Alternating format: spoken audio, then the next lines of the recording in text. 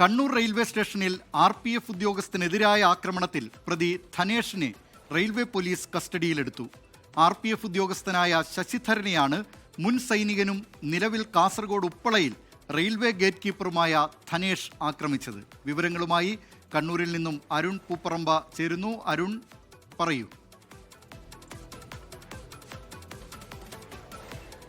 ദിലീപ് കുമാർ, ഇന്നലെ രാത്രി 11:45ഓടെയാണ് ഈ സംഭവം ഉണ്ടായത്. കണ്ണൂർ റെയിൽവേ സ്റ്റേഷനിലെ 1-ാം നമ്പർ പ്ലാറ്റ്ഫോമിൽ വെച്ചാണ് ഈ സംഭവം. അവിടെ ലേഡീസ് വെയിറ്റിംഗ് റൂമിന് സമീപം ഇയാൾ അവിടെ കിടന്നുറങ്ങുകയായിരുന്നു. ധനേഷിൻ്റെ മൊബൈൽ ഫോൺ നിലത്ത് വീണ നിലയിലായിരുന്നു ഉണ്ടായിരുന്നത്.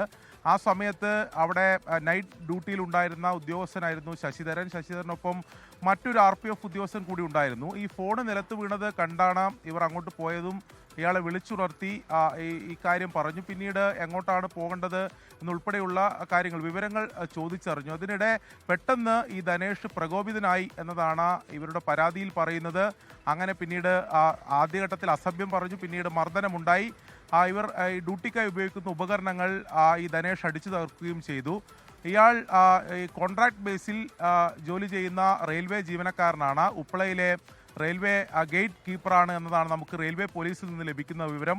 മുൻ സൈനികനാണ്. യാതൊരു പ്രകോപനവും ഇല്ലാതെയാണ് ഈ ആക്രമണം RPF ഉദ്യോഗസ്ഥനെതിരെ ഇയാൾ നടത്തിയത്. അതുകൊണ്ട് ജാമ്യമില്ലാ വകുപ്പ് പ്രകാരമാണ് ഇയാൾക്കെതിരെ കേസെടുക്കുകയും ഇപ്പോൾ അറസ്റ്റ് രേഖപ്പെടുത്തുകയും ചെയ്തിട്ടുള്ളത്.